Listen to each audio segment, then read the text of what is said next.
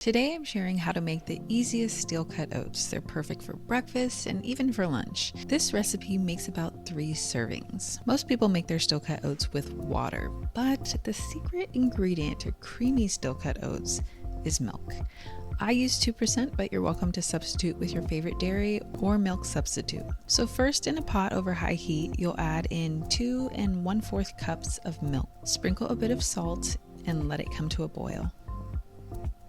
Once it's boiling, add in 3/4 cups steel-cut oats and reduce the heat to medium or low. On my stove, I put it to about a 3.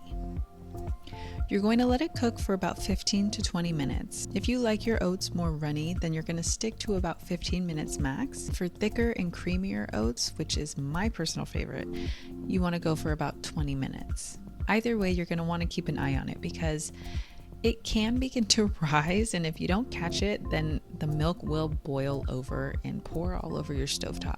So to avoid that, you want to stir it occasionally and keep an eye on it. And if it does start to rise, then you're going to want to reduce the heat a bit more, just so you can chill and you don't have to be hawking your oats.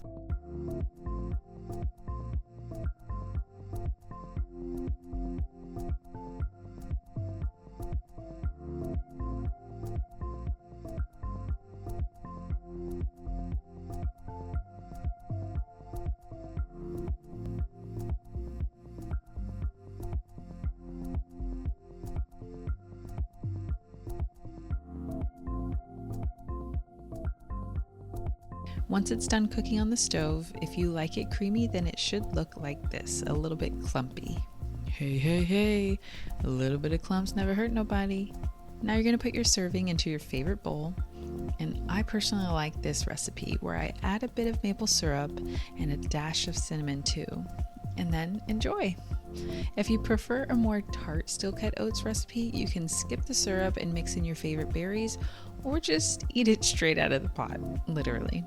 If you like this recipe and you want to see more easy recipes and recipes made easy from around the world, be sure to subscribe and like this video. Thanks so much for watching.